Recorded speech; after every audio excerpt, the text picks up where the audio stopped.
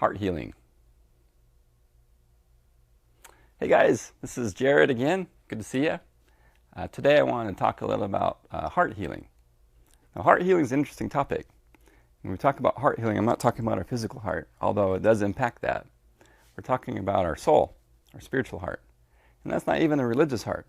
It can be. But our heart, what we're talking about is the way that we see ourselves, our true self. Sometimes we call it our higher self. Sometimes this is also called our compass. It's the part of us that guides us where we think we need to go and be. This is the place that also helps us understand meaning and purpose for what we do. It's where motivation resides. It's also the place where love resides. So it's an important place. And it has lots of different meanings and lots of different understandings in different cultures. But in general, heart healing is about cleansing this place so that we can get anything out of the way that doesn't allow us to be our true self. So I want to talk about the process of that. This is a big topic, but there's kind of like 3 phases to heart healing.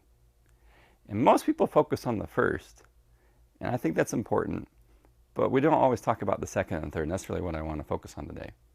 So the first part is the heart cleansing, the heart releasing. What does that look like?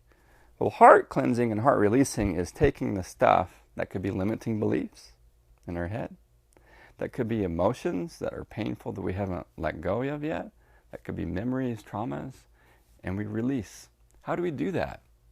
Well, what we know is a lot of the release is telling our story, is sharing these things. And that can be with a person, like a friend, a spouse, a therapist, a coach, a religious leader. It can be with nature. It can be with a tree. It can be in a journal. Almost doesn't matter in some ways, as long as you believe that this person or thing or entity, whatever, is receiving you well. So a lot of the heart healing in the beginning is release work. You need to share. You need to release. A lot of people have a hard time with that. But once you get into the zone, you'll find that you're going to get into this mode of release, release, release, and you'll start to your heart will start to feel lighter. But that's just the first phase. What happens after the heart release is replacing. And I talk a lot about this. A lot of people don't focus on this enough. So if I release, if I don't replace it, the old stuff's just going to seep back in. So if I feel like I'm a loser or I hate the world or whatever, and I release it, and I don't replace it with anything, it's just going to seep back in. So it's really important to create a new container, this new heart, this new cauldron, the cave. There's all these symbols throughout history of the world of the heart. And what does that look like? Well, what I replace is my limiting beliefs with new beliefs. My old emotions of fear or discouragement or whatever it might be with new. And what I start to do is I start to see myself and the world in a different way. Now, how do I do that? Well, a lot of times what we need to do is get new information. That's through the mind.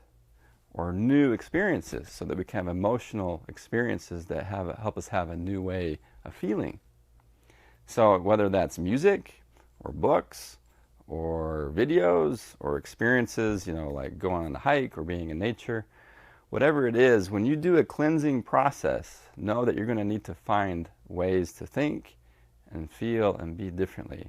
And so your main goal at that second phase is to replace so that you can have this new way of being.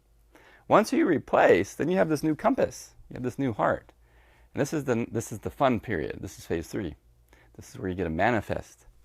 This compass helps you become who you are in the real world. It helps you know when to say yes and say no. It helps you know when to spend your time on different things or not spend your time on different things. When you have important decisions come up, you already know the answer because your heart knows. You've already made decisions already. You just listen to it.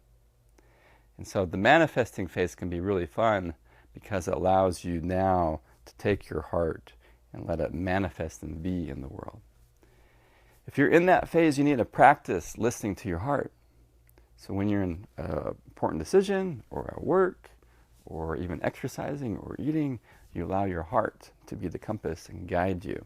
As long as you listen to it, you'll be okay. So as you think about heart healing, know that there's 3 phases: release phase, replacing, manifesting, allowing your heart to take you where you want to go. Thanks, my friends. Till next time.